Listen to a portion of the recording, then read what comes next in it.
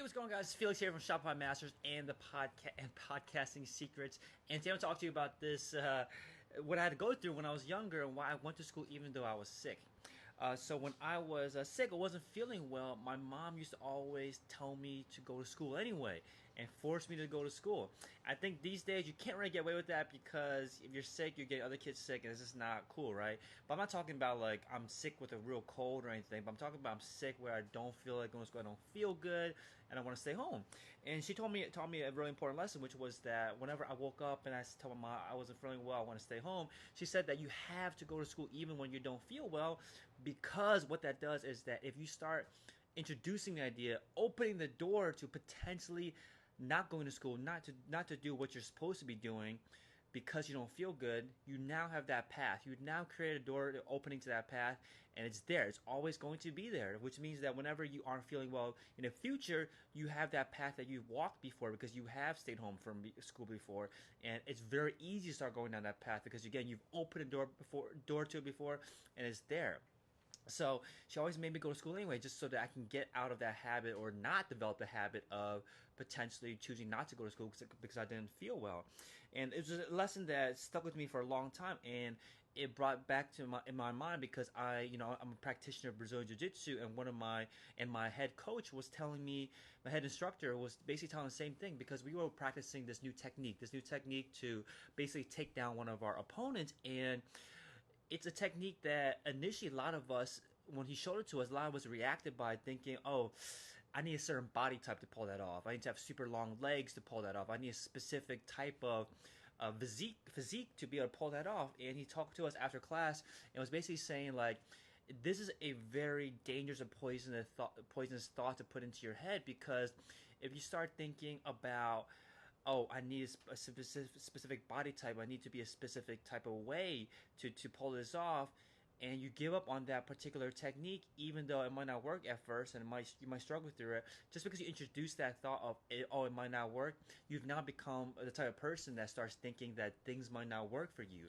and it bleeds to all parts of your life. Not just maybe to another Brazilian Jiu-Jitsu technique, but maybe you're trying to start a podcast, or you're trying to get a promotion at a job, or you're trying to start a business, and because you've walked down this path of doubting yourself, you walk down this path of believing that maybe this isn't for you, maybe you don't have the right skill sets, maybe you don't have the right talents, maybe you don't have the right connections, maybe you don't have the right network, maybe you don't have the right knowledge to do something, and you start using that as an excuse, you've now created a path of excuses rather than the path of problem solving, just trying things out.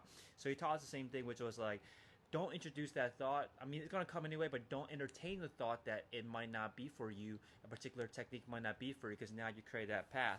And there's this very interesting subreddit on Reddit called Desire Path, which is very interesting. A Desire Path, it has like hundreds of thousands of subscribers to this subreddit. It's interesting though, because all it is basically people posting uh, paths that have been created in the grass. So, let's say you're walking down a concrete path and you want to make a left but instead of making a left at a sharp angle, you see that there's a way for you just to cut through the grass and walk that way, and people start seeing that shortcut and start walking through the grass instead, and over time it wears down the grass and it creates a new path for people to walk rather than the path that's already been created. And it's called Desire Path because basically it's the shortest path, the path people want to take. And this is the same thing whenever I develop a habit, right? Where if I start introducing this idea of doubts, introducing this idea of that things might not work for me, I start creating this path. I start walking down this path over and over again. And over time, it gets worn down to the point where it becomes a solid path that I always look towards and I always look towards. So by entertaining the thoughts of doubts or things might not work for you, you're constantly walking on that path. I'm constantly walking down that path, and that causes me to be attracted to that path more. So in order to stop thinking about that, I mean, ideally you don't walk down that path at all, right? So that it never gets created, or you never start wearing down that path. But if it already exists, that's cool. That's fine. The best way to get rid of that path is to focus on a different one, right? Focus on the path that you actually want to be on and continue to walk down that path. Walk down the path of believing yourself. Walk down the path of focusing on your goals. Walk down the path of problem solving rather than walking on the path of looking for excuses or looking for reasons why things might not work for you.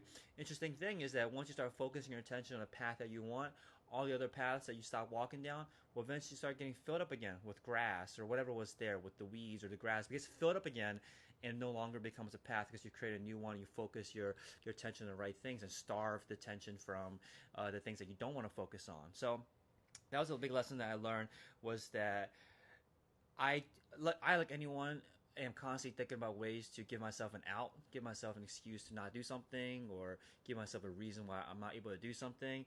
And I'm just trying to be more cognizant of me walking down the paths that have been holding me back. So that's the plan, is just to recognize them more, like, oh, am I repeating this idea in my head that something might not be for me, might not work for me because of something about me, something about my skill set, something about my ability, something about my experience, my network, my past. If I'm using those excuses, I'm creating the paths that I don't want to be on. I want to create the paths of problem solving and working with what I have. So, this applies to anyone out there that's trying to start a podcast. If your thoughts in your head are like, I'm not tech savvy, I'm not techie, I don't believe my voice might sound funny, or I don't have anything interesting to say. Like, these are all you walking down the path of excuses, walking down the paths of doubts, which if you continue to entertain them, they become more and more true, and those paths become deeper and more well trodden, and become more distinct and easier to kind of just walk down, right? But if you want to believe that you can achieve your goal of starting a podcast, you got to start walking down that path of believing that you can do it. And the best way to instill belief is just by taking action, seeing that you're making progress with it. So continue walking the paths that actually do matter to you. Don't create these paths that aren't actually going to help you out. And you're thinking about starting a podcast, the same thing. Just take action, start moving down the direction of starting a podcast. Don't entertain the ideas of that you cannot do it because you're not tech savvy, or you don't sound good, or you don't have anything interesting to say. Because again, those paths will be created by you walking down this. I hope it helps you out when you're thinking about starting a podcast, starting your business, or starting anything out there. Hope it helps you out.